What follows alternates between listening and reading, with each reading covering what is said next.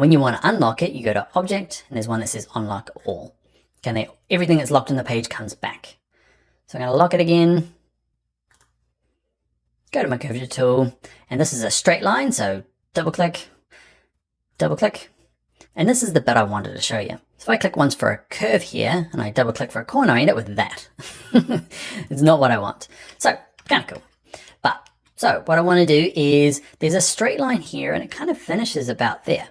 Okay, then the curve starts. So I want this to be straight. Okay, so we double click, then it's a curve, click once, double click for a straight line, double click for a straight line, and that's how you get those kind of, there's a long part with a curve. It needs to have a little bit of, a few extra anchor points that maybe you thought. Okay, so these two lines are double clicks, so there's a straight line, and then there's this guy in the middle for a curve. Double click, click once, double click once, and I'll have to, don't click once, there's a corner. Okay, and up here I'm going to double click because I want it to be a straight line. It wasn't a straight line. How do I go back and fix it? So with the same tool, just double click them.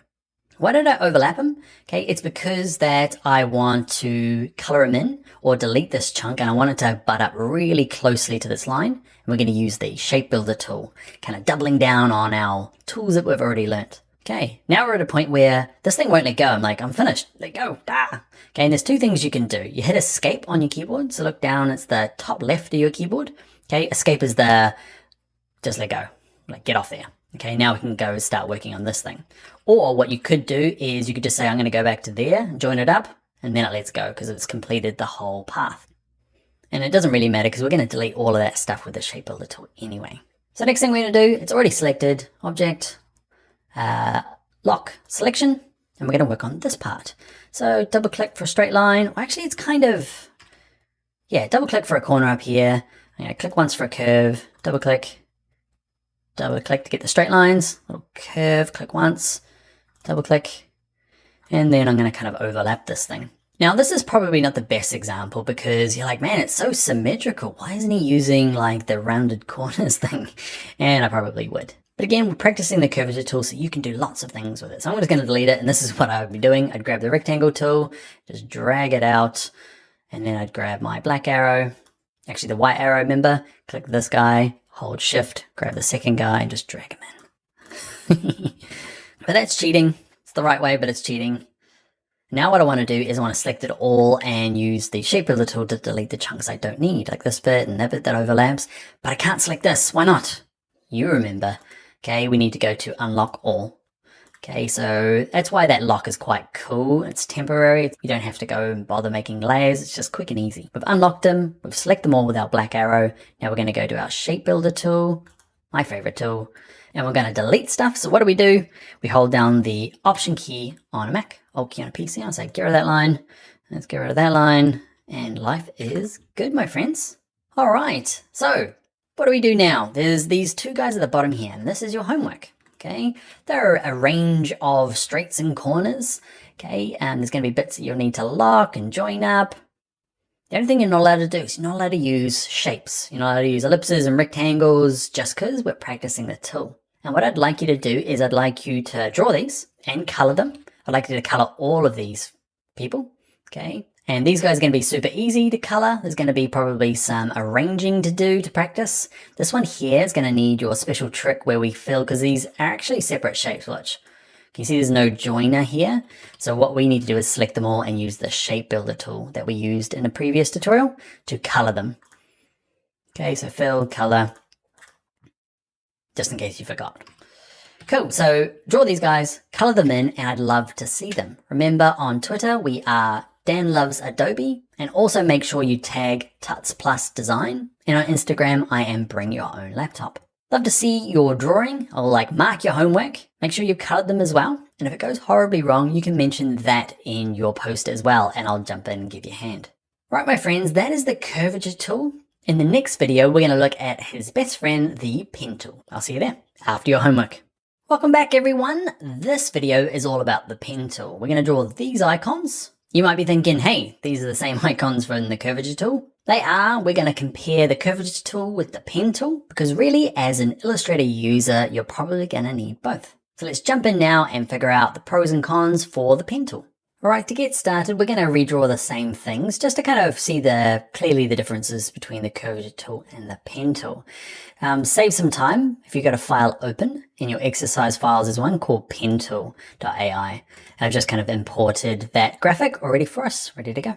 Okay, the reason we have the curvature tool and the pen tool is the pen tool is kind of like a really kind of staple for pretty much all graphic design programs, and 3D and drawing, lots of things use the pen tool. So once you've learnt it in Illustrator, you can use it in the same tool and works the same way in Photoshop and InDesign, SketchUp, 3D Studio Max, After Effects, lots of different programs use the pen tool. The curvature tool is new and just a bit easier, but really you need to know both the slightly harder version or more controlled version of the pen tool and the curvature tool, which is just a bit easier. So we're going to use the pen tool. First thing to note is if you've got caps lock on your keyboard, okay, so look down your keyboard, you can turn caps lock to make your type uppercase and lowercase. By clicking it on and off, it changes it from this pen tool to the crosshairs. I only show you that because you might have it on and you'll be like, wow, freaking out, why does mine not look like Dan's? So just tap it on and off. You can decide, it doesn't change it at all, it's just a different way of working.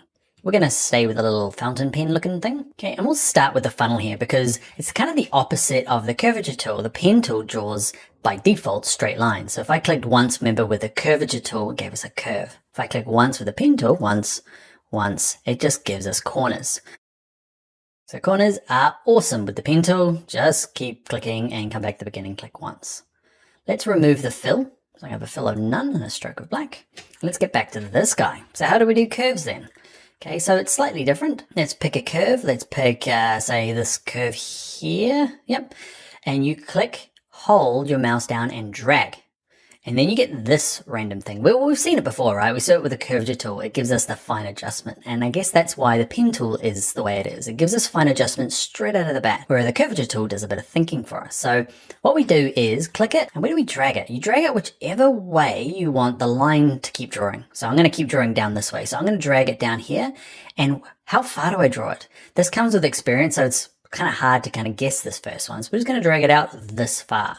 Okay, and nothing really happens, right? You're like, And it's not until you let go and you kind of move the mouse out, and you're like, okay, that's what it's doing. Remember that anchor point, and these are the handles that kind of influence that line.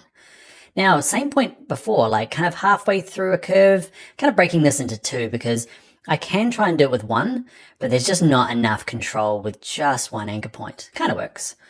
So what I'm going to do is I'm going to do one there, maybe one there, and one over here. So clicking, dragging, okay, and then you want to try and see, I can get real fine control by just kind of dragging it around. So give it a wiggle because, sometimes this way, sometimes that way. It's a little hard to, I guess, get your head around when you're first using it. So don't be afraid just to move this in and out, up and down and around to see if we can get the curve. Awesome. Okay, where's my other curve going to be? Remember, we can adjust it afterwards by using the white arrow. So don't get too worried about your first go at it. Click. Okay. And clicking once, like I did there, it's going to give me a corner. So that's not what I want, right? So I'm going to undo. Remember, clicking, holding, and dragging, following the line around. Cool. You're going to get to a point here where you're like, actually, I just want to click once because that curve is good. But we really want a corner, right? Because if I do this and then try and do this, we get this sharp corner. So I get to here, click and drag out, and you can see it's destroying the line. You're like, oh man, I really wanted it to, was looking good. Don't worry. We put in these first anchor points and handles only so that we can adjust them afterwards. So I'm going to drag it like this way, drag it up this way, drag it up this way. When I get back to the beginning, what we need to do to finish this thing is we don't just click once like we did the curvature tool. We decide, is it a corner? Okay, if we want it to be a corner, we click once. It gives it kind of a sharp end to it. But if you want it to be a curve, you click, hold, and drag it. You can kind of see I dragged it out, and you get this kind of little handle popping out. It's a little bit strange, takes a little bit of practice. Now, mine looks okay. Okay, yours might look really bad. That's totally okay. What we can do is we can look to fix it. So let's grab the direct selection tool. Remember the Y arrow allows us to do some fine detail adjustments. This is the biggest, ugliest thing. Now, there's this curve here. Like it did with the curvature tool, these are these two handles kind of affecting this line. This one's kind of okay. It's this massive guy out here. He's kind of doing battle with this poor little guy. Okay, so we're going to say you be a bit smaller and be less influential on that line. And I'm happy with that. I'm happy enough with this. There we go. Okay, so you can do this fine kind of seesaw adjustment. You can move them around just like we did with the curvature tool. All right, there we go.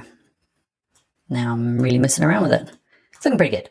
So a couple of things with the pen tool. Often it can be easier to turn off view smart guides. Mine are turned off. And let's look at how to add, remove, and convert those corners. Okay, so let's say this one here is accidentally a corner. With the pen tool, it has its kind of special own tool called the anchor point tool. Okay, this will convert anchor points. Okay, so you click and hold down the pen tool and this guy here. So click it once, will turn it into a corner. Click and drag out from the anchor point, will turn it into a curve. Click once, you're a corner, click and drag, you're a curve. What people tend to do is to drag this out. They're not sure which way to drag it. And they'll try and do something like this. They're like, oh, how's this?